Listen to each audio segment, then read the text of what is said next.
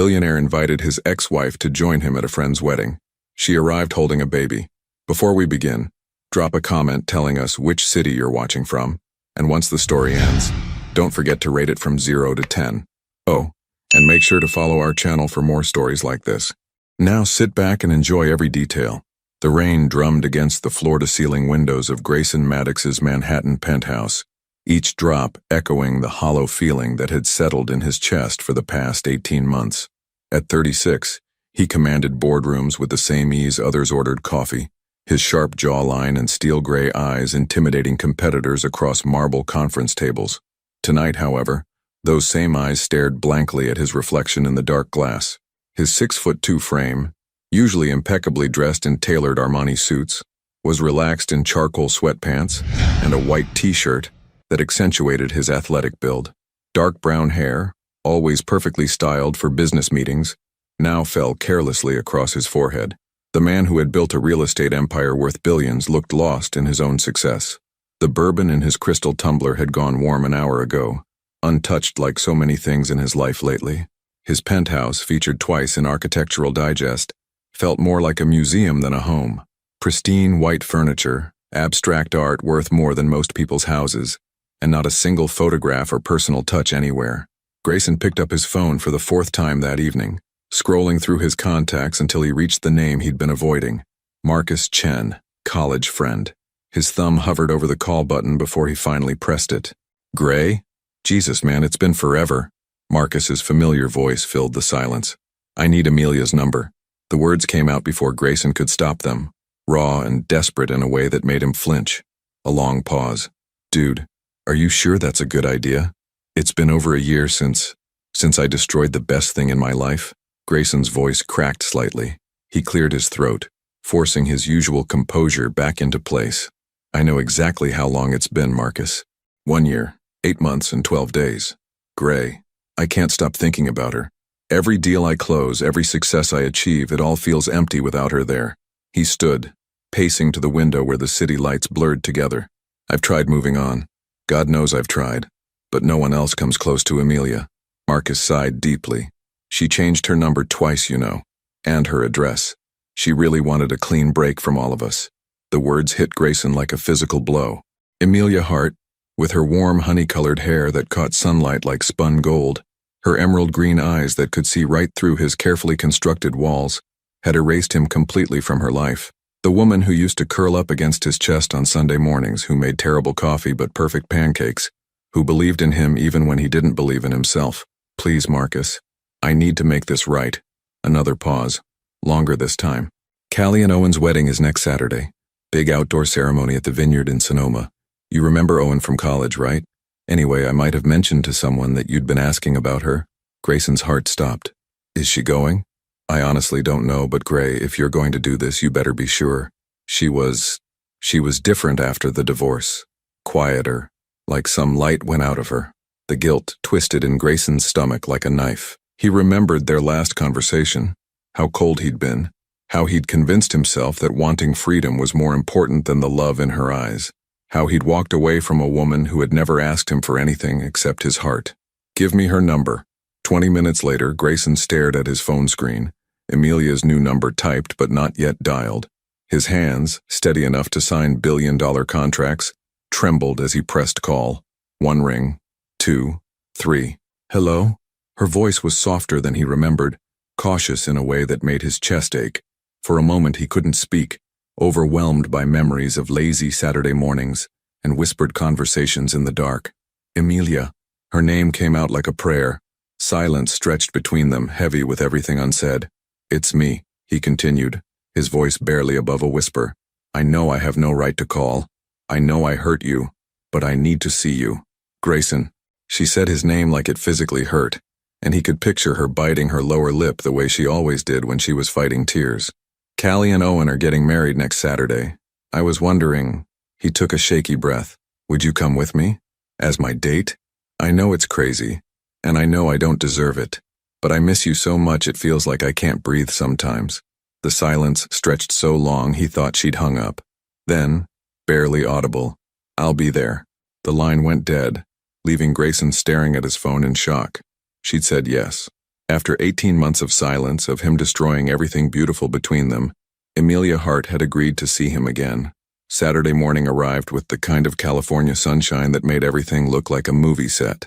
Amelia Hart stood in front of her bedroom mirror in her modest apartment in Palo Alto, adjusting the flowing fabric of her sage green dress for the third time. The color brought out her eyes just like Grayson used to tell her during their marriage. She'd chosen it deliberately, though she wasn't ready to admit that to herself. At 29, Amelia possessed a natural elegance that expensive clothes couldn't create. Her honey blonde hair fell in soft waves past her shoulders, and her skin had the healthy glow of someone who spent time outdoors. She'd always been beautiful, but there was something different about her now. A quiet strength in the set of her shoulders, a guardedness in her emerald eyes that hadn't been there before. "Mama, you look pretty," came a soft voice from the doorway. Amelia turned to find her 11-month-old daughter Lily, pulling herself up against the doorframe. The little girl had inherited Grayson's dark hair and the distinctive curve of his jawline, but her eyes were pure Amelia, bright green and curious about everything. "Thank you, sweetheart," Amelia whispered, scooping Lily into her arms. The baby giggled, reaching for the delicate gold necklace at her mother's throat, the only piece of jewelry Amelia had kept from her marriage. The apartment was nothing like the penthouse she'd shared with Grayson. This was a real home, walls covered with Lily's drawings, books scattered on every surface, toys tucked into corners. A half-finished painting of a sunset sat on an easel by the window, evidence of the art career Amelia had quietly built over the past year and a half. Her phone buzzed with a text from her sister. "Are you absolutely sure about this? You don't owe him anything." Amelia stared at the message, her thumb hovering over the keyboard. Rebecca had been her rock through the divorce, through the lonely nights of pregnancy, through the terrifying first months of single motherhood. She was right. Amelia didn't owe Grayson anything, but she owed herself the truth. For 18 months, she'd carried the weight of her secret like a stone in her chest. Every time Lily smiled, every time she took a new step or spoke a new word, Amelia felt the sharp pain of knowing Grayson was missing it all. Not because he'd chosen to, but because she'd made that choice for him. "I need to do this," she typed back. An hour later, Amelia's hands were steady as she secured Lily into her car seat, but her heart hammered against her ribs. The drive to Sonoma Valley would take 2 hours. 2 hours to rehearse what she would say, how she would explain, how she would handle the moment when Grayson realized the truth. Meanwhile, in his San Francisco hotel suite, Grayson stood before his own mirror adjusting his navy blue Tom Ford suit. He'd changed 3 times, finally settling on something that said successful, but not arrogant, confident, but approachable. His usually perfect hair showed evidence of nervous finger combing, and there were shadows under his steel gray eyes that spoke of a sleepless night. His phone rang. "Marcus, how are you holding up, man? Like I'm about to jump out of a plane without checking if I have a parachute," Grayson admitted, loosening his silver tie slightly. "What if she's moved on? What if there's someone else? Then you'll deal with it. But Gray, you need to be prepared for the fact that she might not want what you want. You broke her heart pretty thoroughly." The words hit their mark. Grayson closed his eyes, remembering their last fight, if you could call it a fight when only one person was yelling. Amelia had stood in their kitchen, tears streaming down her face, begging him to reconsider. "We could be so happy, Grayson. We could have the family we always talked about." "I never talked about a family. You did. I want my freedom back." The cruelty of his own words still made him sick. "I was an idiot, Marcus." "Yeah, well, join the club. We've all been idiots about something. The question is what you're going to do about it now." After hanging up, Grayson walked to the window overlooking the Golden Gate Bridge. Somewhere out there, Amelia was getting ready to see him again. The woman who used to leave little notes in his briefcase, who would stay up late when he worked, who believed he could be better than he believed himself to be. He'd spent 18 months trying to convince himself that leaving had been the right choice. That marriage was a trap. That commitment was weakness, that he needed to experience life without attachments. He'd dated other women, beautiful, successful, uncomplicated women who wanted nothing more than a good time and expensive dinners. None of them had ever looked at him the way Amelia had, like he was both her anchor and her adventure. At noon, both of them were driving toward the same destination, carrying the weight of unspoken truths and unfinished conversations. The vineyard venue sprawled across rolling hills, decorated with white roses and fairy lights that would twinkle when evening came. Grayson arrived first, immediately scanning the parking area for any sign of Amelia's car. His hands were actually sweating, something that hadn't happened since his first billion-dollar presentation. Other guests milled around in their wedding finery, but he couldn't focus on small talk or familiar faces. Then he saw it, a modest blue sedan pulling into the lot. His breath caught as the driver's door opened and a familiar figure emerged. Amelia looked stunning, her green dress flowing as she moved, her hair catching the afternoon sunlight. But then she opened the back door, and Grayson's entire world shifted on its axis as she lifted a baby from a car seat. Time seemed to freeze as Grayson watched Amelia lift the baby from the car seat with practiced ease. The child was beautiful, dark curls catching the sunlight, chubby cheeks, and when she turned her tiny head, Grayson felt his knees nearly buckle. Those eyes, steel gray, just like his own. The mathematical calculation hit him like a physical blow. 11 months old. The divorce had been finalized 18 months ago, but they'd been separated for 2 months before that. The timing was perfect. Horrifically, devastatingly perfect. Jesus Christ, he whispered, his voice lost in the gentle breeze that rustled through the vineyard. Amelia spotted him across the parking lot, and for a moment, neither of them moved. She stood there in her sage green dress. The baby, his daughter, oh God, settled comfortably on her hip like she'd been doing this dance for months, which, Grayson realized with growing horror, she had been. Other wedding guests flowed around them like water around stones, chattering about the beautiful weather and the romantic venue, completely oblivious to the silent earthquake happening between two people who had once promised to love each other forever. Amelia took a shaky breath and began walking toward him. Each step felt like an eternity. Grayson's mind raced through fragments of memory, Amelia's morning sickness during their last month together, which she'd blamed on stress, the way she'd been so emotional about his leaving, begging him to stay in a way that had seemed almost desperate at the time. She'd been pregnant, she'd been carrying his child, and he'd walked away. "Hello, Grayson." Her voice was steady, but he could see the rapid pulse at her throat, could read the anxiety in the way she unconsciously tightened her hold on the baby. Amelia. His name for her came out hoarse. He couldn't take his eyes off the child, off his daughter. Her name is Lily. Amelia's chin lifted slightly, that familiar gesture of quiet defiance he remembered from their marriage whenever she was preparing to stand her ground. Lily Rose. Rose. Amelia's middle name, the name he'd whispered against her skin on their wedding night. How old? The question scraped against his throat like broken glass. 11 months and 2 weeks. The admission hung between them like a confession. Grayson did the math again, hoping desperately that somehow he'd been wrong, that there was another explanation. But the numbers were unforgiving, just like the familiar curve of the baby's jawline, the way she had his mother's nose. Mine? The single word contained 18 months of questions, regret, and desperate hope. Amelia's eyes filled with tears she refused to let fall. Yes. The world tilted. Grayson reached out blindly, his hand finding the nearest car to steady himself. 18 months. He'd missed 18 months of his daughter's life. Her first smile, her first word, her first step, all of it gone. Irretrievable, because the woman he'd claimed to love had hidden it from him. Why? The word exploded from him louder than he'd intended, causing several nearby guests to glance their way with curiosity. He forced his voice lower, but the pain bled through anyway. Why didn't you tell me? Lily chose that moment to babble something that sounded remarkably like Dada, reaching her tiny hands toward Grayson with the fearless curiosity of a child who didn't yet understand that the world could be cruel. The sound broke something inside him. Without thinking, he stepped closer, and Amelia, perhaps seeing something in his face, perhaps remembering the man she'd once loved, shifted Lily slightly toward him. "Can I?" His voice cracked completely. Amelia nodded, and suddenly Grayson was holding his daughter for the first time.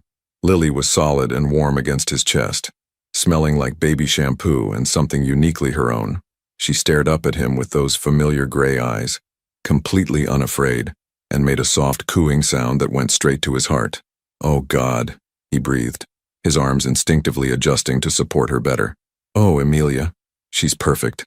Tears were streaming down Amelia's face now, 18 months of carefully controlled emotions finally breaking free. "You said you didn't want children. You said you wanted your freedom. What was I supposed to do? Chase after a man who'd made it clear that the idea of a family was suffocating him? You were supposed to tell me." His voice rose again before he caught himself, not wanting to frighten Lily. You were supposed to give me the choice. You made your choice when you walked away from our marriage. I was scared. The admission tore from him like a physical wound. I was terrified of becoming my father, of failing you both, of being trapped in something I wasn't good enough for. But I never would have abandoned my child, Amelia. Never. Lily had fallen asleep in his arms, her tiny fist curled against his shirt. The sight of her, so small, so trusting, made his chest ache with a love so fierce it was almost violent.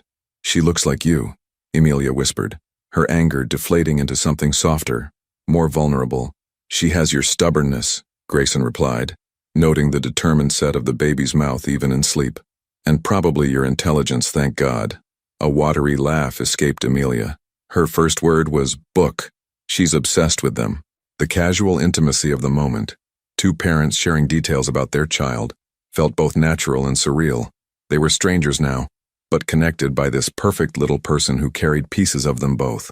I have so many questions, Grayson said quietly, reluctantly transferring Lily back to her mother's arms when the baby began to stir. But first, I need you to know, I'm sorry.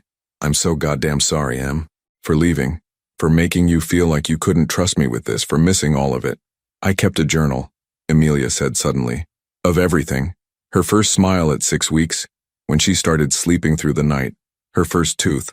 I told myself I was writing it for me, but she looked away. I think I was always writing it for you. The revelation hit him like a sucker punch. Even in her anger, even in her hurt, she'd been thinking of him. She'd preserved their daughter's milestones like sacred things, waiting for a moment that might never come. Would you let me read it? Before Amelia could answer, a familiar voice called out across the parking lot. Gray, there you are. And Em, oh my God, you look gorgeous. Callie Morrison, the bride herself, approached in a flurry of white lace and excitement, her eyes immediately drawn to the baby. And who is this little angel? I had no idea you had a baby, Em. Grayson and Amelia exchanged a look that carried the weight of 18 months of secrets and the promise of conversations yet to come. Callie's radiant smile faltered slightly as she noticed the tension crackling between Grayson and Amelia. Her wedding planner instincts kicked in, reading the room with the skill of someone who'd spent months coordinating personalities and managing drama. This is my daughter Lily, Amelia said carefully, her voice artificially bright. She's 11 months old. She's absolutely precious, Callie cooed, but her eyes flickered between Grayson's shell-shocked expression and Amelia's carefully composed face. Well, you two should find your seats. The ceremony starts in 20 minutes. As Callie hurried away to greet other guests, Grayson and Amelia were left standing awkwardly beside her car. The weight of 18 months of secrets and unspoken truth settled between them like a physical presence. We need to talk, Grayson said quietly. Not here. Amelia adjusted Lily on her hip, the baby now fully awake and taking in the vineyard scenery with wide, curious eyes. After the ceremony, they walked toward the ceremony area in tense silence, other guests nodding politely as they passed. Grayson couldn't help but notice how naturally Amelia had slipped back into social mode, smiling at acquaintances, making small talk, all while balancing a baby with the ease of practiced motherhood. The wedding was being held in a natural amphitheater surrounded by grapevines, white chairs arranged in neat rows facing an altar, decorated with cascading roses and eucalyptus. It was exactly the kind of romantic setting that once would have made Grayson uncomfortable, but now all he could focus on was the woman beside him and the child she held. They found seats in the back row, Amelia strategically choosing the aisle in case Lily became fussy. As they settled in, Grayson noticed other guests stealing glances at them, some curious, some knowing. He realized that to the outside world they probably looked like a happy family. The irony was devastating. Does she usually do well at events like this? He asked quietly, watching Lily examine the program with the intense concentration only babies could manage. She's actually very social. She loves music and crowds, Amelia replied, then seemed to catch herself sharing intimate details. The wall went back up. She'll be fine. The string quartet began playing, and Owen appeared at the altar with his groomsmen. Grayson remembered him from college. A good guy, steady and reliable in ways Grayson had never been. The kind of man who probably never walked away from the woman he loved because he was afraid of commitment. As the processional began, Lily clapped her hands together in delight at the music, earning soft chuckles from nearby guests. The sound made Grayson's chest tight. How many moments like this had he missed? How many times had his daughter laughed or smiled or done something adorable, and he hadn't been there to see it? Callie appeared at the back of the aisle, stunning in her flowing white dress, her father beaming beside her. As she walked past their row, Lily reached out toward her with a happy babble, apparently fascinated by all the white fabric and sparkling details. "She likes pretty things," Amelia murmured, gently redirecting Lily's reaching hands. "Like her mother," Grayson said without thinking, then immediately tensed, waiting for Amelia's reaction. She glanced at him sharply, something unreadable flickering across her face before she turned back to the ceremony. The officiant began speaking about love, commitment, and the courage it takes to promise forever to another person. Every word felt like a knife twist in Grayson's chest. He'd stood at an altar once making those same promises to the woman sitting beside him, and then he'd broken every single one. "Marriage is not just about the moments when love feels easy," the officiant continued. "It's about choosing each other when love feels hard, when fear tries to make you run, when life presents you with challenges you never expected to face." Grayson felt Amelia's sharp intake of breath beside him. Owen was crying as he spoke his vows, his voice breaking as he promised to be Callie's partner through whatever life brought them. "I promise to choose courage over fear, love over pride, and to never let anything come between us and the family we're going to build together." The words hit Grayson like a physical blow. Choose courage over fear. He'd done the exact opposite. When faced with the prospect of building a life with Amelia, of becoming a father, of being responsible for another person's happiness, he'd chosen fear. He'd run. Lily had grown quiet during the ceremony, mesmerized by the music and the solemnity of the moment. She'd settled against Amelia's chest, one tiny hand tangled in her mother's necklace, the one Grayson had given her for their first anniversary. As Callie and Owen exchanged rings, promising to love each other through sickness and health, joy and sorrow, Grayson found himself studying Amelia's profile. She was crying silently, tears streaming down her cheeks as she watched their friends make the promises she and Grayson had once made to each other. Without thinking, he reached over and gently wiped away a tear from her cheek. She turned to look at him, startled, and for a moment they were transported back in time. Back to when touching her was as natural as breathing, when he had the right to comfort her when they were partners facing the world together. "I'm sorry," he whispered, and they both knew he wasn't just apologizing for the tear. "You may kiss the bride," the officiant announced, and the crowd erupted in cheers and applause. Lily startled at the sudden noise, her face scrunching up in preparation for tears. Instinctively, Grayson reached for her, making soft shushing sounds he didn't know he knew how to make. To his amazement, Lily calmed, studying his face with those serious gray eyes that were so much like his own. "She likes you," Amelia said softly, surprise evident in her voice. "Is that a bad thing?" he asked, still looking at his daughter. "I don't know," she admitted. "I honestly don't know anything anymore." As the newlyweds processed back down the aisle and guests began rising for cocktail hour, Amelia stood and began gathering their things, but Grayson caught her wrist gently. "Before we join the reception," he said urgently, "I need to know, the journal you mentioned, when did you start it?" Amelia's eyes filled with fresh tears. "The day I found out I was pregnant. 3 weeks after you left." The timeline crashed over him like a wave. 3 weeks. If she'd known just 3 weeks earlier, would he have stayed? Would they have worked through his fears together instead of apart? Congratulations, you two." Marcus Chen appeared beside them, grinning widely before taking in their expressions. "Oh, is everything okay?" Grayson looked at his oldest friend, then at Amelia, then at the daughter he'd just discovered existed. Nothing was okay. Everything had changed, and he had no idea how to fix any of it. Marcus's confusion was palpable as he looked between Grayson's stricken face and Amelia's tear-stained cheeks. His gaze dropped to Lily, who was contentedly playing with the buttons on Grayson's suit jacket, and something shifted in his expression. "Holy shit," Marcus breathed, then immediately looked apologetic. "Sorry language, but Gray, is she mine?" Grayson confirmed, his voice barely above a whisper. "She's mine, and I had no idea." Marcus ran a hand through his dark hair, processing the bombshell. "Jesus, Em, you've been raising a baby alone for almost a year?" 11 months, Amelia corrected stiffly. "And I wasn't alone. I had my sister, my friends, my art students. We managed just fine." The defensive edge in her voice made Grayson's chest ache. This was what he'd reduced her to. A woman who felt the need to prove she didn't need anyone, least of all him. "That's not what I meant." Marcus said gently. He'd always been the peacemaker in their college group, the one who could diffuse tension with careful words. I just meant, God, Em, you must have been so scared. Tears spilled over again, and this time Amelia didn't try to stop them. Terrified. I was terrified every single day. When I found out I was pregnant, when I decided to keep the baby, during labor when I had no one to hold my hand, the first night home when she wouldn't stop crying and I thought I was the worst mother in the world. Each word was like a dagger in Grayson's heart. He'd been living his consequence-free life, dating other women, building his empire, while Amelia had been facing the greatest challenge of her life completely alone. Why didn't you call me? Marcus asked. Or any of us. We would have helped. Because he made it very clear that he didn't want a family, Amelia replied, not looking at Grayson. And I couldn't bear the thought of him feeling trapped or obligated. I didn't want him to stay for the baby if he didn't want to stay for me. You should have given me the choice, Grayson said quietly. What choice?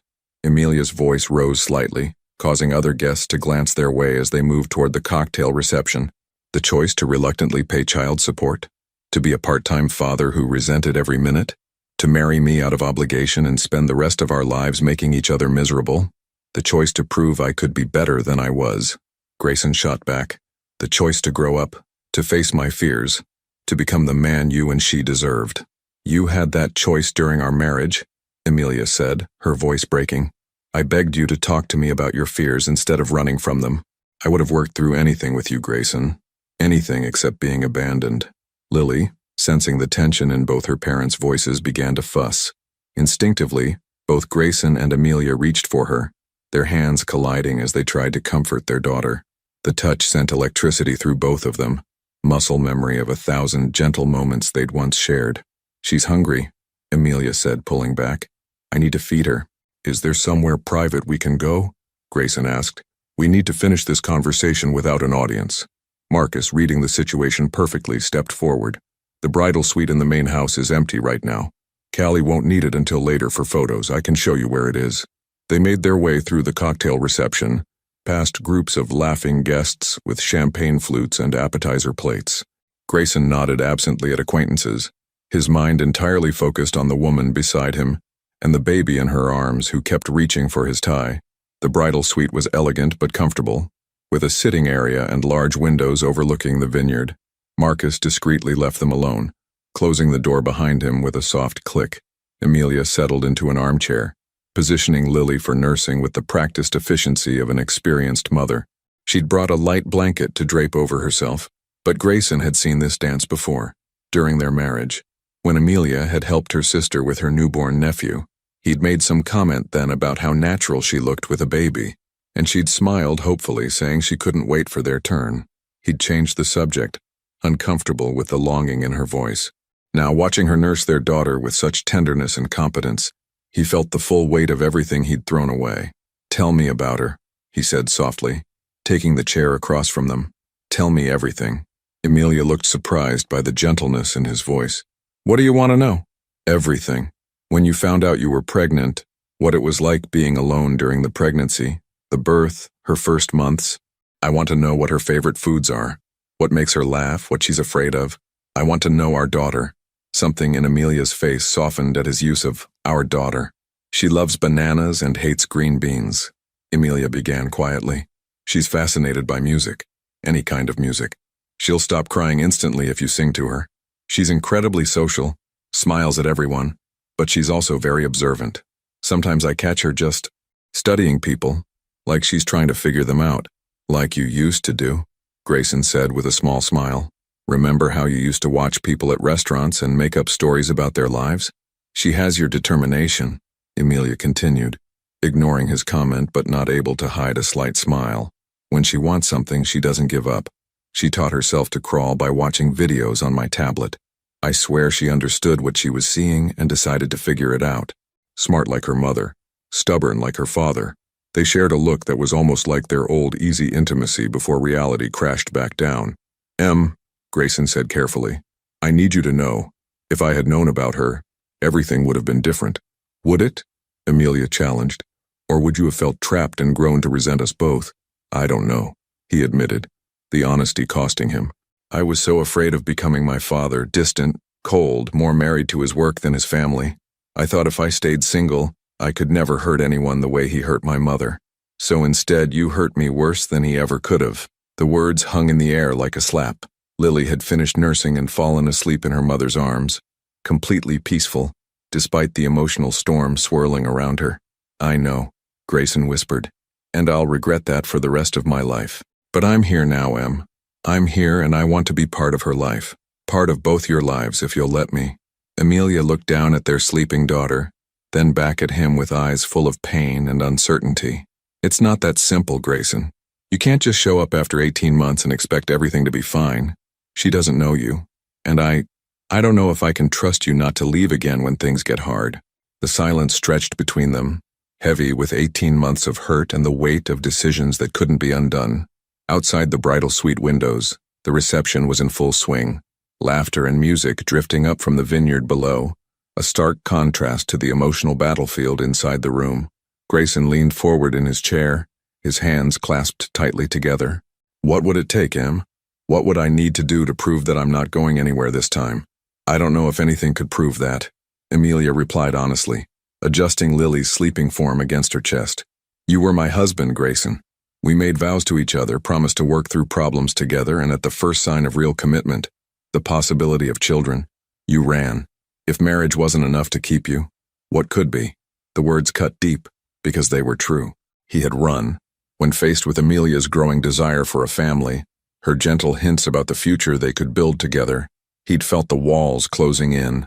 Every conversation about baby names or nursery colors had felt like a chain around his throat.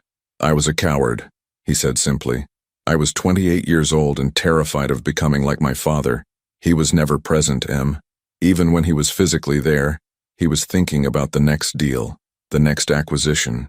My mother spent my entire childhood competing with his business for his attention, and she always lost. So you decided the solution was to never try at all?" "I decided the solution was to be honest about what I couldn't give you." His voice rose slightly, old frustration bleeding through. "I thought I was doing the right thing by letting you go so you could find someone who could give you the family you wanted. That wasn't your choice to make for me," Amelia said fiercely, and Lily stirred at the change in her voice. She automatically lowered her tone, rocking gently. "I didn't want someone else, Grayson. I wanted you. I would have rather had a childless life with you than a perfect family with anyone else." The admission hit him like a physical blow. "You don't mean that." "I absolutely mean that. And the fact that you don't know that, don't understand that, proves how little you actually knew me despite 3 years of marriage." Before Grayson could respond, his phone buzzed with a text message. He glanced at it automatically, then froze. The message was from Victoria Ashford, the woman he'd been casually seeing for the past 2 months. "Missing you tonight. Can't wait to see you tomorrow. I have something exciting to tell you. XOXO." Amelia, sitting close enough to see his phone screen, went completely still. "Who's Victoria?" she asked quietly. Grayson's stomach dropped.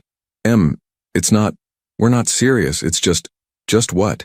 Her voice was dangerously calm. "Just someone you've been sleeping with while calling me and saying you miss me, while asking me to be your date to a wedding? It's complicated." "No, Grayson, it's really not complicated at all." Amelia stood carefully, still holding Lily, her movements sharp with controlled anger. "This is exactly what I was afraid of. You haven't changed at all. You're still the same man who thinks he can have everything without committing to anything. That's not fair. I didn't know about Lily when Victoria and I started, whatever this is. And I certainly didn't know I'd feel this way seeing you again." "What way?" she demanded. "Like I'm drowning without you," he said, desperately standing as well. "Like the last 18 months have been the biggest mistake of my life. Like maybe we could find our way back to each other." Amelia laughed, but there was no humor in it. "While you're dating other people. Very romantic, Grayson. I'll end it with her. Today. Right now." He was already reaching for his phone. "Don't you dare use our daughter as an excuse to treat another woman badly," Amelia snapped. "Victoria, whoever she is, doesn't deserve to be discarded because it's suddenly convenient for you." The fact that even in her anger, Amelia was thinking about protecting another woman from being hurt made Grayson's chest ache with love and regret. "Then what do you want me to do?" he asked helplessly. "I want you to figure out what you actually want instead of just reacting to situations," she said, moving toward the door. "I want you to be honest with Victoria, honest with yourself, and honest with me. And until you can do that, I don't think we should do this. Do what?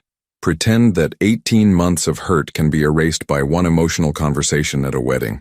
She was almost to the door when Lily woke up and, seeing Grayson across the room, reached out toward him with a sleepy smile. "Dada," she said clearly, the word unmistakable this time. Both parents froze. It was Lily's first clear word, spoken with perfect timing and devastating effect.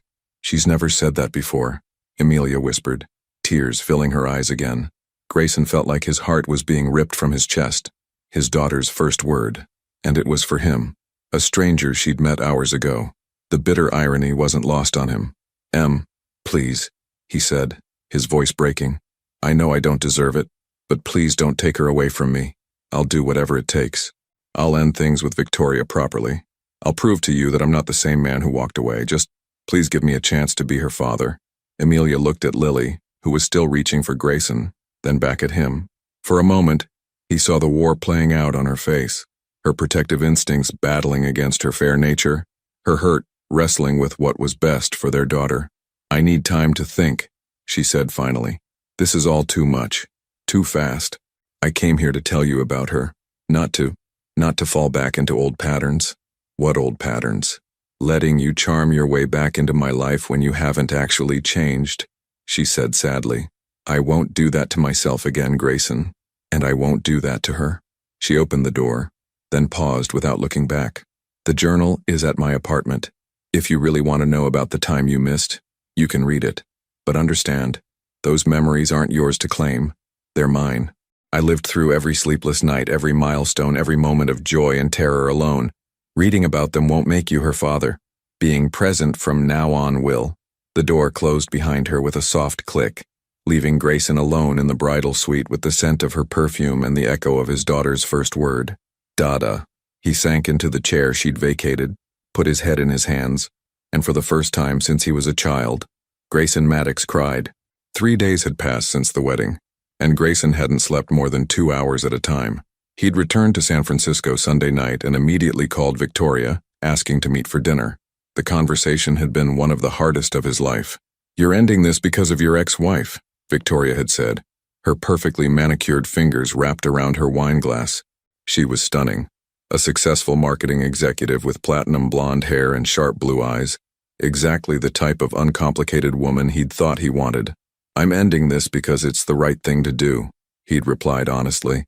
"I've just discovered I have a daughter, Victoria. My priorities have completely shifted."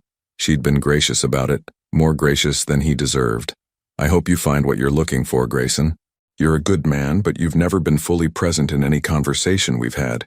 I think part of you has always been somewhere else. Somewhere else." With Amelia. Now Tuesday evening, Grayson stood outside Amelia's apartment building in Palo Alto, holding his breath as he pressed the buzzer for Unit 4B. The building was charming but modest. Red brick with window boxes full of flowers, the kind of place where neighbors actually knew each other's names. "Hello?" Amelia's voice crackled through the intercom. "It's me. I ended things with Victoria, properly, and I'd like to read the journal if the offer still stands." A long pause. Then the buzzer sounded, granting him entry. Her apartment was everything his penthouse wasn't. Lived in, warm, filled with evidence of a real life being lived. Children's books stacked on every surface. Colorful toys scattered across the hardwood floor. Paintings covering the walls. Some clearly Amelia's work. Others finger paint masterpieces that could only be Lily's early attempts at art. "She's sleeping," Amelia said quietly, opening the door. She wore jeans and an oversized sweater, her honey blonde hair pulled back in a messy bun, and she was more beautiful than any woman had a right to be in such ordinary clothes. "How long has she been down?" "About an hour. She usually sleeps for 2 hours in the evening, then has a bottle before bed." The domestic details felt both foreign and achingly familiar. This should have been his routine too. Amelia moved to a bookshelf and pulled out a thick, leather-bound journal. "I started this the day I found out I was pregnant," she said, holding it against her chest like armor. "Some entries are just a few lines. Others are longer, more detailed." He stepped closer, noting the way she unconsciously stepped back. "Before you give that to me, I need you to know. I told Victoria about you, about Lily. I explained that I couldn't be with her while my heart was somewhere else." "Where is your heart, Grayson?" The question was soft but loaded with 18 months of pain. "With you. With our daughter. It never left Em." I just convinced myself it had. She studied his face for a long moment, then held out the journal. Some of these entries were written in the middle of the night when I was angry or scared or exhausted. They're not kind to you. I don't deserve kindness from you right now. No, she agreed sadly. You don't. Grayson took the journal, surprised by its weight. Will you stay while I read it? I can't. It's too hard watching you discover everything you missed. She grabbed her keys from a hook by the door. I'm going to my sister's for a few hours. Let yourself out when you're done, and leave the journal on the coffee table. After she left, Grayson settled onto her couch, soft and well-worn, with a baby blanket draped over one arm, and opened the journal to the first page. March 15th. I'm pregnant. 3 weeks since Grayson left and I'm pregnant. I took 5 tests to be sure. I keep staring at the little pink lines and wondering if this is the universe's idea of a joke. The man who said he never wanted children gave me one, then disappeared before I could tell him. I don't know what to do. Part of me wants to call him, but what would I say? Remember how you left because you wanted freedom? Well, surprise. You're going to be a father. He'd think I was trying to trap him. I'm scared. I'm so fucking scared. The raw honesty in her handwriting made his chest ache. He flipped through pages documenting her first doctor's appointments, her morning sickness, her struggle to afford prenatal vitamins on her teacher's salary while living alone. April the 2nd. Heard the heartbeat today. Strong and fast, like a tiny drum. The doctor said everything looks perfect. I cried in the parking lot after, wishing G was there to hear it too. I'm starting to show, just a little bump that I can hide under loose shirts. I touch it sometimes and wonder if she'll have his eyes or mine. I think it's a girl. I don't know why. April 20th. Had to tell my principal today. She was surprisingly supportive. Said I could work until I'm ready to take leave. Rebecca keeps asking if I've contacted G yet. I haven't. What's the point? He made his choice. May entries detailed her growing belly, her exhaustion, her fears about doing this alone. June brought preparations. Painting the nursery a soft yellow, buying a crib secondhand, practicing breathing techniques by herself in childbirth class. July 4th, Independence Day. How fitting. 7 months pregnant and officially independent whether I want to be or not. Watched fireworks from my apartment window and felt her kicking like she was trying to applaud. I wonder if G is watching fireworks somewhere, thinking about the independence he wanted so badly. August was harder to read. Entries about false labor. Her terror that something would go wrong and she'd face it alone. Her sister taking time off work to be with her. August 15th. She's here. Lily Rose Hart. Born at 3:47 a.m. after 14 hours of labor. 7 pounds 2 ounces, perfect in every way. She has G's jawline and his serious expression, but my eyes. She barely cried when they put her on my chest. Just stared at me like she was trying to memorize my face. I've never felt love like this. It's terrifying and overwhelming and perfect. I wish G could see her. Even after everything, I wish he could see how beautiful she is. Grayson had to stop reading, his vision blurred by tears. He'd missed it. He'd missed the birth of his daughter, missed those first precious moments because he'd been too much of a coward to face his fears. The entries continued. Sleepless nights, feeding schedules, Lily's first smile at 6 weeks, her first laugh at 3 months.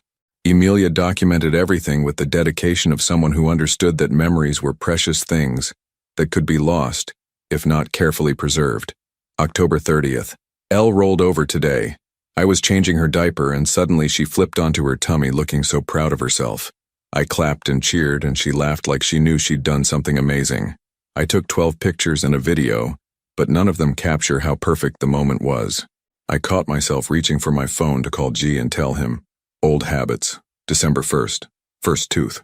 Elle was fussy all day, drooling everywhere, and I finally felt the tiny, sharp edge poking through her bottom gum. She bit my finger and looked so surprised when I yelped. Even teething, she's gorgeous. I wonder if G is thinking about us at all, if he ever wonders what he's missing. December 25th. Elle's first Christmas. Rebecca came over, brought way too many presents. Elle was more interested in the wrapping paper than the toys. She sat in a pile of shredded paper laughing and trying to eat it, and I thought my heart might burst. I bought G a Christmas card. I wrote it and sealed it and addressed it, then threw it away. What would I say? Merry Christmas from the family you didn't want? The recent entries were shorter, documenting Lily's growing personality, her attempts to crawl, her babbling that sometimes sounded like real words. March 10th. Elle said something that sounded like mama today. Rebecca insists it was just babbling, but I swear she was looking right at me. I cried happy tears for an hour. March 28th. G called. After 18 months of silence, he called. His voice sounded different. Older, maybe sadder. He asked me to go to Callie's wedding with him. I said yes before I could stop myself. I don't know what I'm doing. But maybe it's time Elle met her father. Maybe it's time I stopped carrying this secret alone. The final entry was dated the day after the wedding, April 15th. I told him. I showed him his daughter and watched his world fall apart. He looked at Elle like she was a miracle and a tragedy all at once. He cried when she said, "Dada." I've never seen Grayson cry. I'm scared to hope, but I can't help it. The way he looked at her, the way he held her. Maybe people really can change. Maybe some mistakes can be forgiven. But I won't risk my heart again unless I'm sure. Elle deserves a father who won't disappear when things get difficult. I deserve a partner who chooses courage over fear. I just don't know if G is capable of being either of those things. Grayson closed the journal, overwhelmed by the weight of everything he'd missed, everything Amelia had endured alone. He'd spent 18 months living a hollow life while she'd been here, growing into motherhood, documenting their daughter's milestones with the hope that someday he might want to know about them. He pulled out his phone and began typing a text message. I read every word. I'm sorry isn't enough, but I'm going to spend the rest of my life trying to be the man you both deserve, the father she needs, the partner you should have had from the beginning. He hesitated, then added, I love you, Em. I love our daughter, and I'm not going anywhere ever again. Just as he hit send, he heard a soft cry from down the hall. Lily was awake. Grayson stood frozen in Amelia's living room as Lily's soft cries echoed from down the hall. Every instinct told him to go to her, but he had no idea what to do with a fussy 11-month-old. What if he made things worse? What if he scared her? The crying intensified and suddenly his paralysis broke. This was his daughter and she needed someone. Even if he didn't know what he was doing, he had to try. He found her in a small nursery painted soft yellow, standing in her crib with tears streaming down her chubby cheeks. The room was simple, but filled with love, handmade mobile with felt animals, family photos on the dresser, a rocking chair by the window with a worn stuffed elephant perched on the arm. Hey there, sweetheart, he said softly, approaching the crib slowly. It's okay. Daddy's here. The word felt strange on his tongue, but also completely natural. Lily looked up at him with those familiar gray eyes, her crying tapering off to confused hiccups. She'd been napping in a pink onesie with tiny butterflies, her dark curls matted against one side of her head. Did you have a good nap? He asked, reaching into the crib carefully. She came to him willingly, her small body warm and solid against his chest. The trust in her gesture made his throat tight with emotion. She smelled like baby powder and something uniquely her own, sweet and clean and perfect. As he held her, she studied his face with the intense curiosity Amelia had described, one tiny hand reaching up to touch his jaw with surprising gentleness. You're so beautiful, he whispered, just like your mama. Lily babbled something that might have been a response, then suddenly twisted in his arms, pointing toward the kitchen with determination. Hungry? He guessed. Baba, she said clearly, and his heart skipped. Her second word, and he was here to witness it. In the kitchen, he found bottles in the refrigerator and a chart on the wall detailing Lily's feeding schedule, nap times, and favorite foods. Amelia had thought of everything, creating a system that would help anyone caring for their daughter. Had she made this chart hoping that someday he might need it? While the bottle warmed, Lily entertained herself by dropping wooden spoons from her high chair and watching them clatter to the floor. Each time she looked at Grayson expectantly until he picked them up, then immediately dropped them again with a delighted giggle. This is a game to you, isn't it? He said, retrieving the spoons for the fourth time. Her answering grin was so much like Amelia's it took his breath away. The bottle was perfect temperature, something he'd learned from watching Amelia at the wedding. And Lily settled into his arms contentedly, her eyes drifting closed as she drank.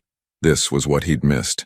Not just the milestones and firsts, but these quiet, ordinary moments that made up the fabric of parenthood. His phone buzzed with Amelia's response to his earlier text. Actions, not words, Grayson. She's probably awake by now. Her evening bottle is in the fridge. He smiled, typing back one-handed while Lily finished eating. Already on it. She said, Baba, is that new? The reply came quickly. That's her word for bottle. You're witnessing her vocabulary expansion in real time. She's incredible, Em.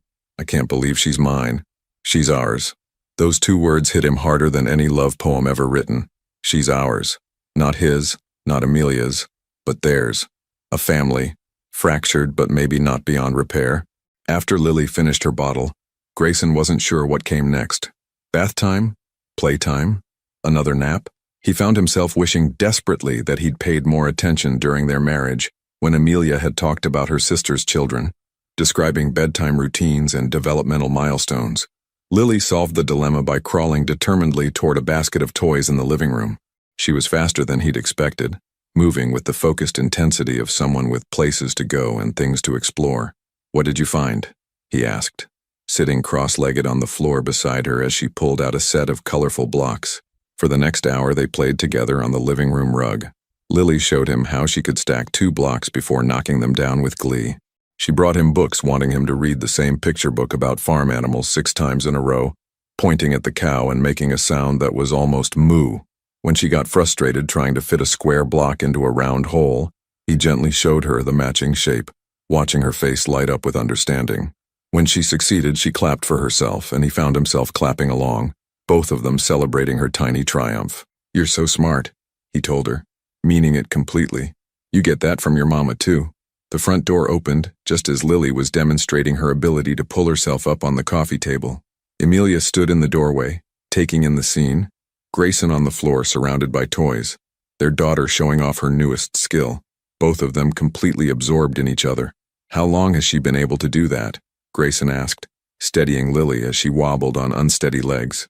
"About a week," Amelia said quietly, setting down her purse and joining them on the floor. "She's getting close to walking. Maybe another month or 2. Would you call me when she takes her first steps?" The question came out more vulnerable than he'd intended. "I know I don't have the right to ask, but I don't want to miss any more firsts." Amelia looked at him for a long moment, taking in his rumpled shirt, the way Lily had apparently wiped her face on his expensive tie, the complete transformation from billionaire businessman to devoted father sitting on a toy-strewn rug. "I got your text," she said finally, and I want to believe you. But Grayson, she can't be the only reason you stay. She can't be your midlife crisis or your guilt project. If you're going to be in her life, you have to be all in, even when the novelty wears off, even when she's sick or cranky or going through terrible phases. I understand. Do you? Because parenting isn't just the cute moments and milestone celebrations. It's 3 a.m. fevers and teething pain and toddler tantrums and teenage rebellion. It's putting someone else's needs before your own every single day for the rest of your life. Are you ready for that? Lily, apparently sensing the serious tone of the conversation, crawled over to Amelia and pulled herself up using her mother's legs. Amelia automatically lifted her, settling her on her hip with the unconscious grace of practiced motherhood. "I don't know if I'm ready," Grayson admitted, "but I know I want to learn. I know that holding her feels like coming home to a place I didn't know I'd been searching for. I know that reading your journal made me understand what I threw away when I left you." "What did I throw away, Grayson?" The question was quiet but loaded with meaning. "Everything," he said without hesitation. "Love, partnership, the chance to build something beautiful together, the chance to be the man you believed I could be instead of the coward I chose to be." Lily babbled and reached for him, apparently wanting both parents' attention. Without thinking, both Grayson and Amelia moved closer, creating a small circle around their daughter. For a moment, they looked like what they could have been all along, a family. "I won't lie to you, Em," Grayson continued, his voice rough with emotion. I'm terrified. I'm terrified of screwing this up, of letting you both down, of becoming my father. But I'm more terrified of losing you again, of missing her childhood, of spending the rest of my life knowing I had everything I ever really wanted and was too stupid and scared to fight for it." Amelia's eyes filled with tears, but she didn't look away. "If we do this, if we try to rebuild some kind of relationship, it can't be about going back to what we had before. That's gone. We'd have to start over, build something new, with who we are now. I know, and it can't happen overnight. Trust is earned, Grayson. Day by day, choice by choice, action by action." "I know," he repeated. "Just tell me there's a chance. Tell me I haven't destroyed everything beyond repair." Lily chose that moment to lean toward Grayson, her arms outstretched, making it clear she wanted him to hold her. Amelia hesitated for just a second, then handed their daughter over. "There's a chance," she whispered. watching Lily settle contentedly against Grayson's chest. But only if you prove you mean what you say. 2 weeks had passed since that evening on Amelia's living room floor, and Grayson had shown up every single day, not with grand gestures or expensive gifts, but with presence.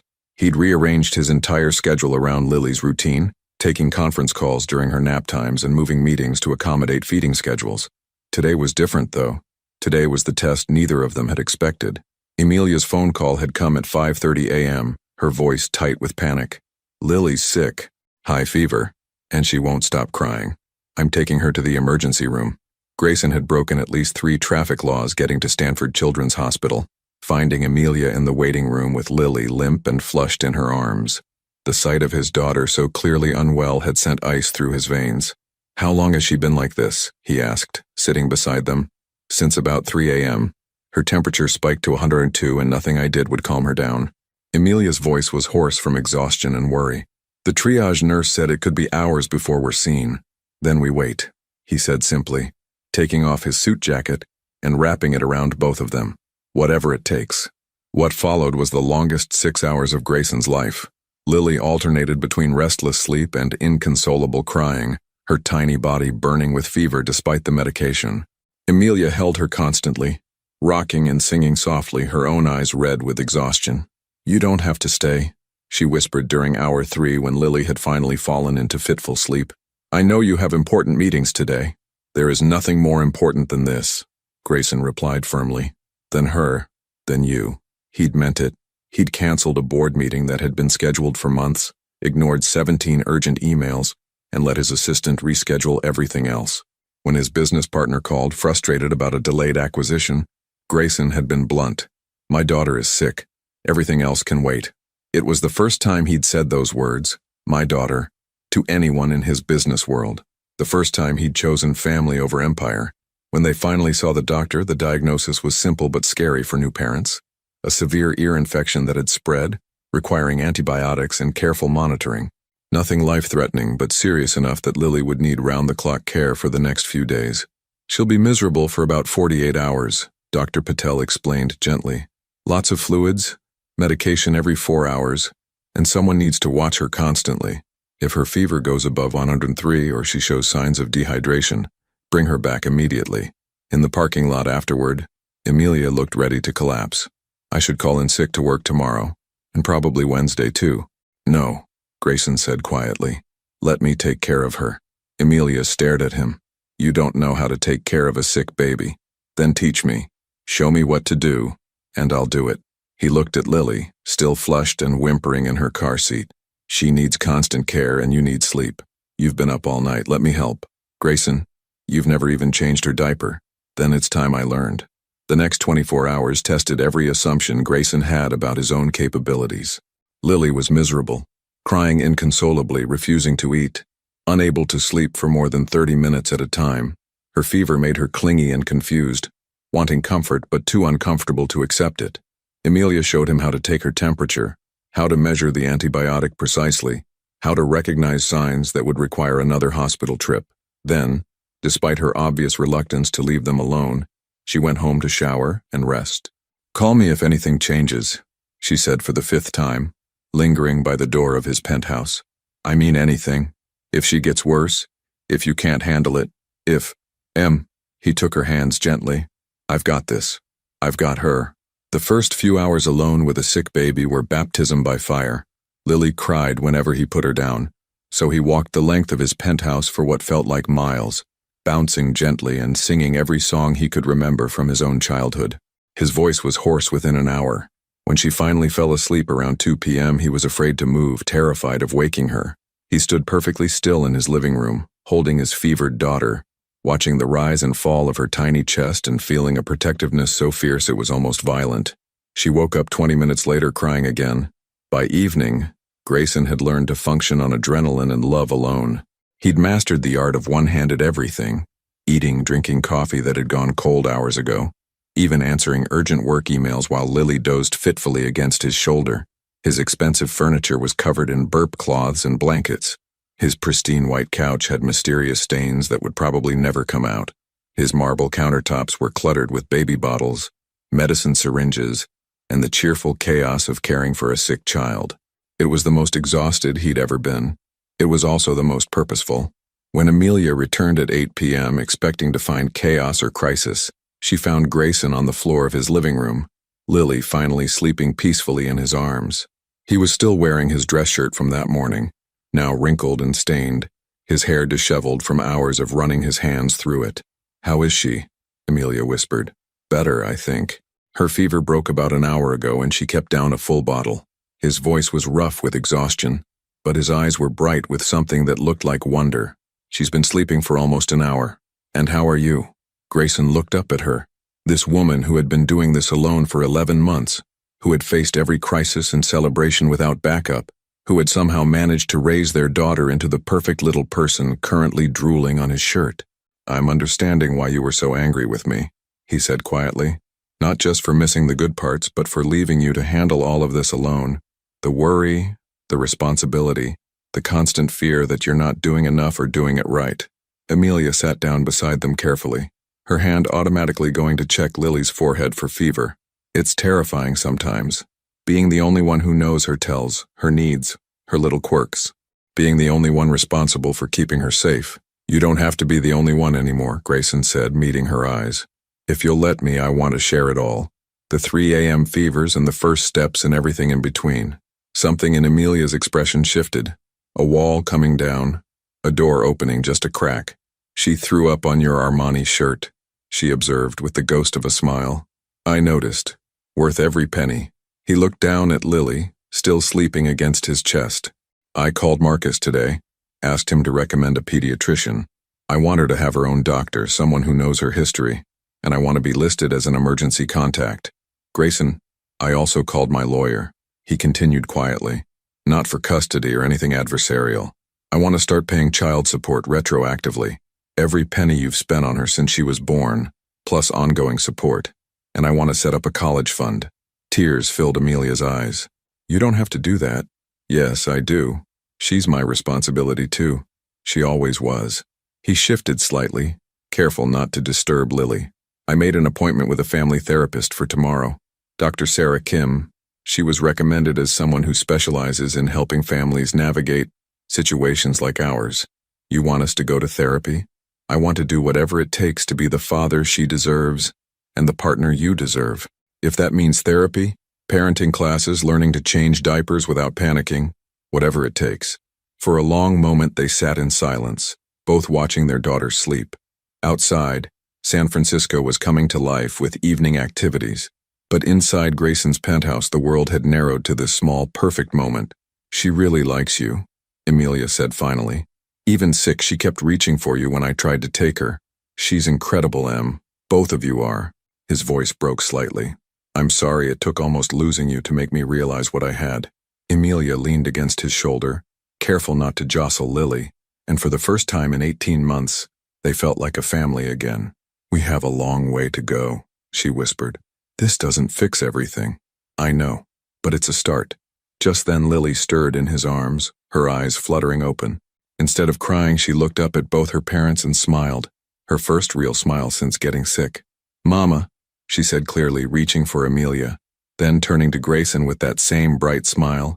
"Dada." Both parents started crying at the same time. 6 weeks later, Grayson sat in Dr. Kim's office across from Amelia, their weekly therapy session having become as routine as Lily's bedtime stories. Their daughter was with Rebecca today, giving them space to work through the complicated process of rebuilding trust and redefining their relationship.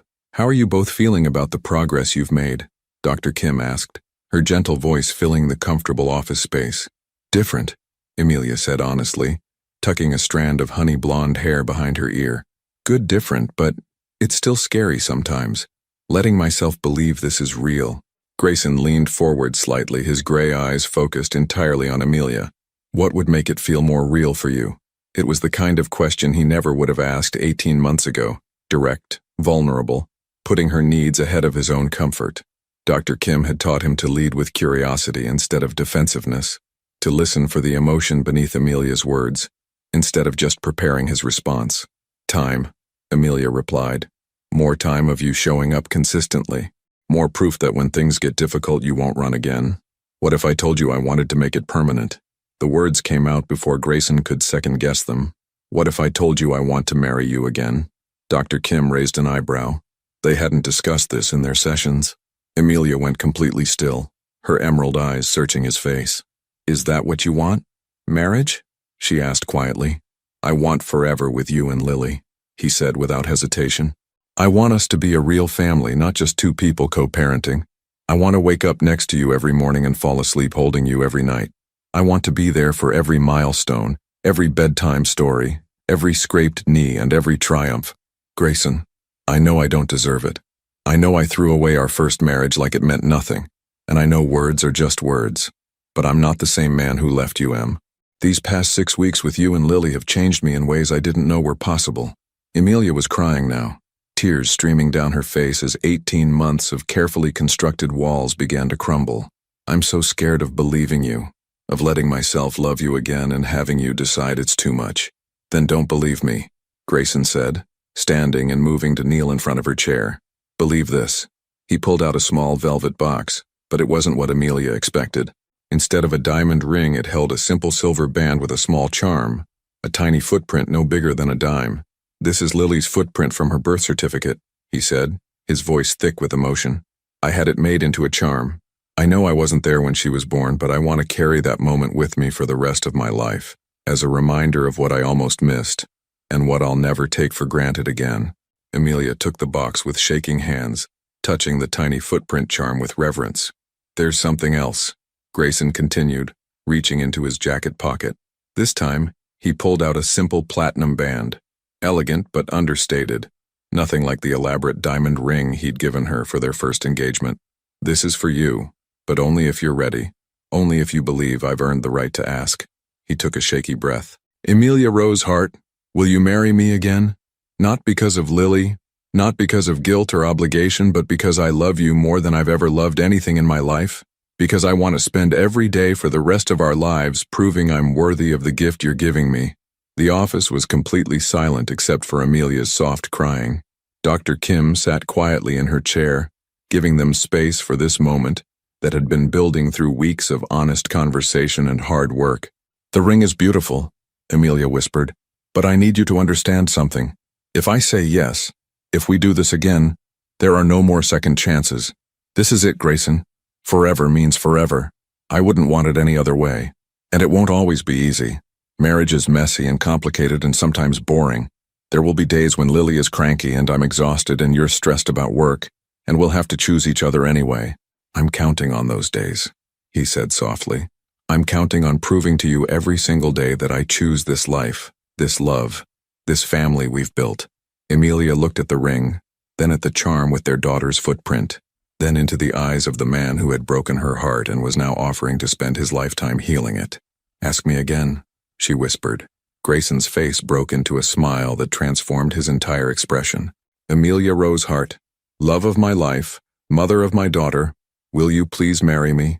Yes, she said through her tears. Yes, I'll marry you again.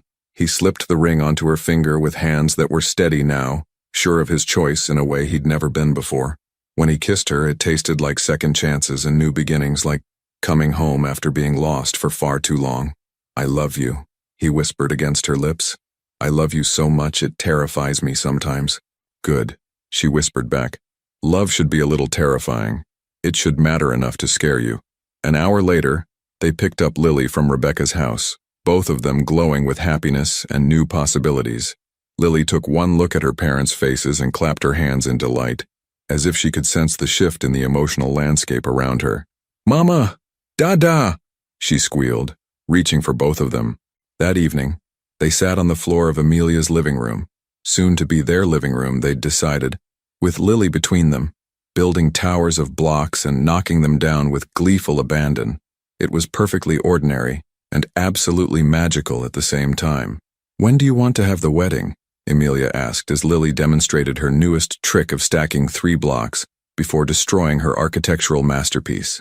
Tomorrow, Grayson said immediately, making her laugh, but realistically whenever you want.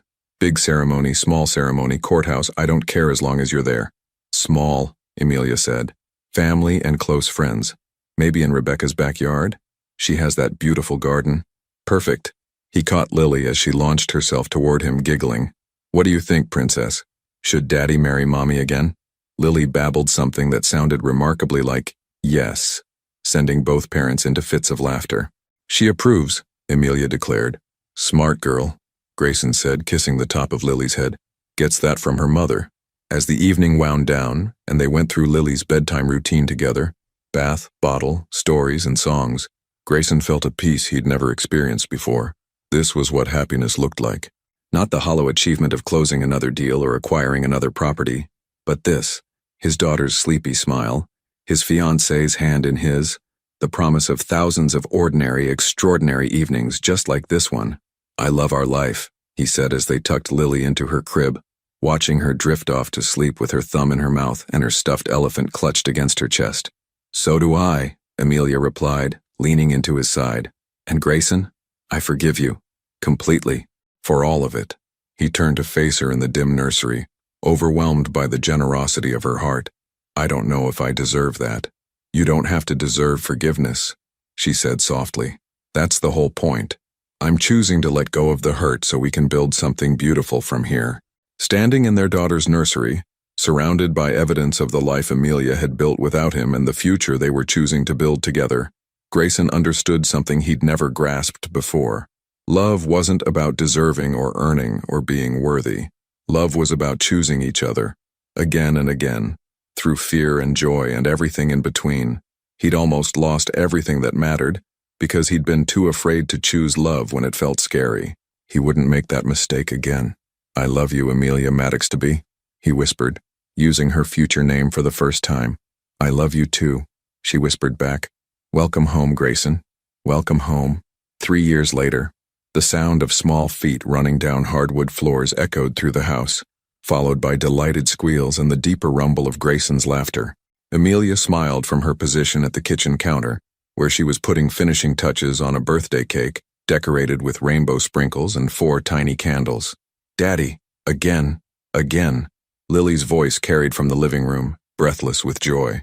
One more time, princess, then we need to help Mommy get ready for your party, Grayson's voice replied, and Amelia could hear the smile in it. At 4 years old, Lily was a perfect blend of both her parents. She had Grayson's determination and analytical mind, but Amelia's warmth and creativity. Her dark curls had grown longer, often adorned with whatever hair accessories she'd chosen that morning, and her gray eyes sparkled with intelligence and mischief in equal measure. The house they'd bought 18 months ago in Palo Alto was everything their old penthouse hadn't been. Warm, lived in, filled with the beautiful chaos of family life. Lily's artwork covered the refrigerator, photo albums documented every milestone and ordinary moment, and the backyard featured a swing set that Grayson had spent an entire weekend assembling with more enthusiasm than skill.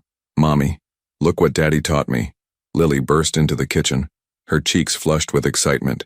She demonstrated a perfect cartwheel, landing with her arms raised in triumph. That was amazing, sweetheart, Amelia clapped, then caught Grayson's eye as he appeared in the doorway.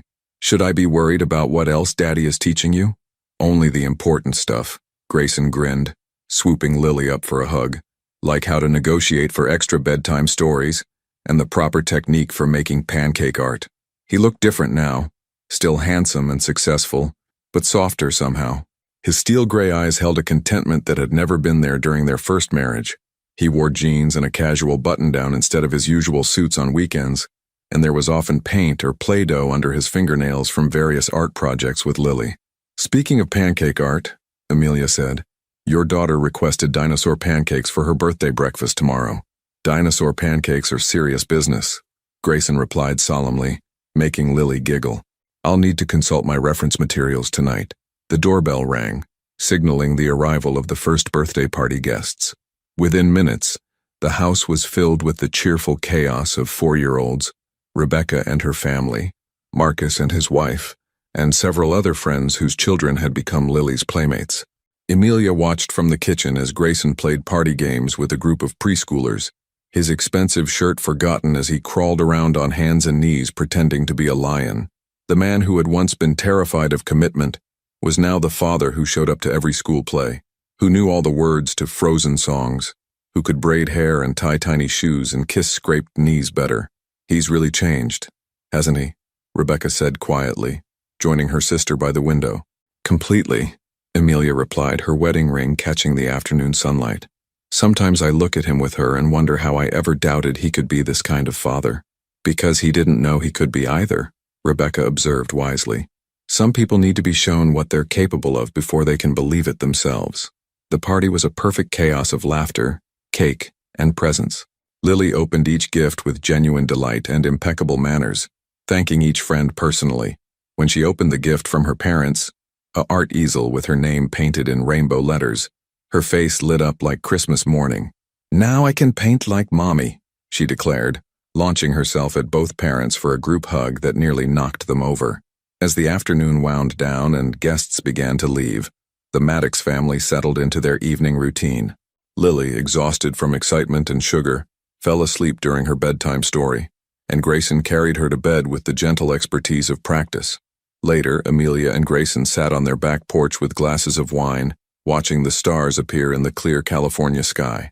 The swing set stood silhouetted against the evening light, and they could hear the soft sounds of their neighborhood settling into night, dogs barking in the distance, the murmur of other families' conversations through open windows. "Do you remember what you said to me that night at the vineyard?" Amelia asked, curled against Grayson's side on the porch swing he'd installed last spring. "That I missed you? That you wanted to live the world?" She smiled up at him. "Did you ever regret giving that up?" Grayson was quiet for a moment, considering the question seriously. "You know what I discovered? The world isn't out there somewhere, waiting to be lived. It's right here. It's Lily learning to ride her bike and skinning her knee and getting back up anyway. It's you singing off-key in the shower and burning dinner because you got distracted by a painting. It's ordinary Tuesday nights and birthday parties and the way Lily says I love you, with chocolate cake on her face." He paused, pressing a kiss to the top of her head. "I thought I wanted freedom, but what I really wanted was purpose. I thought I wanted adventure, but what I really wanted was home. I just didn't know that home could be a person, two people, instead of a place." "Even when Lily goes through her teenager phase and decides she hates us both?" Amelia teased. "Especially then," Grayson laughed. "I can't wait to embarrass her at school dances and interrogate her first boyfriend and teach her how to change a tire and balance a checkbook. You're going to be one of those dads, aren't you? The overprotective kind." "Absolutely, I have a lot of lost time to make up for." They sat in comfortable silence, watching fireflies begin to dance in their backyard. This was their life now. Not perfect, but real. There were still challenges, moments of stress and disagreement and the ordinary difficulties of marriage and parenthood, but they faced them together, with the hard-won wisdom that love was a choice made new each day. "Grayson?" Amelia's voice was soft in the evening air. "Thank you for coming back to us. Thank you for becoming the man we needed you to be. Thank you for letting me," he replied. "Thank you for loving me enough to give me a second chance and for raising our daughter to be so amazing that I couldn't help but fall in love with being her father. She is pretty amazing, isn't she? Just like her mother." Inside the house, they could hear Lily talking in her sleep, probably narrating some elaborate dream adventure.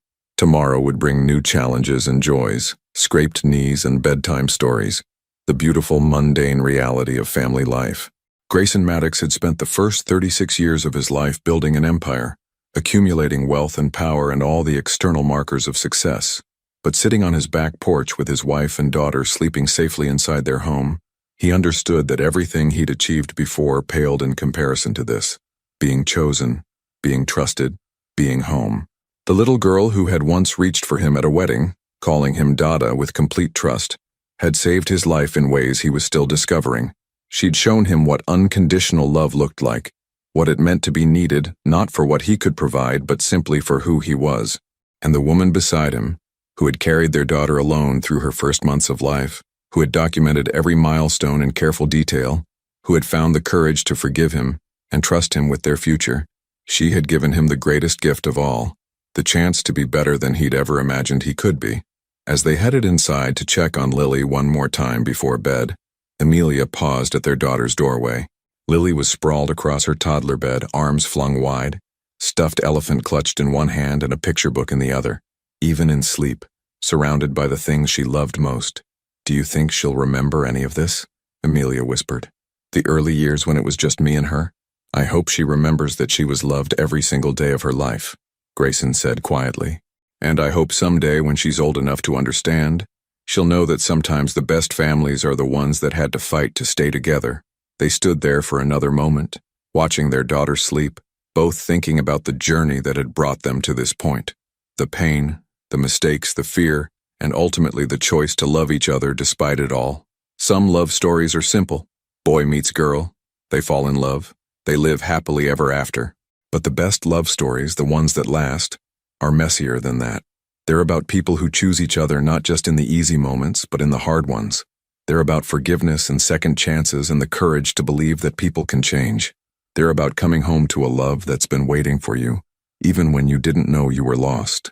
As Grayson turned off the lights and followed his wife to their bedroom, he smiled at the thought of all the ordinary, extraordinary days still ahead of them. Birthday parties and school plays, family vacations and quiet Sunday mornings, the 1,000 small moments that make up a life lived together. He'd once thought happiness was something you achieved, a destination you arrived at through success and acquisition. Now he knew better.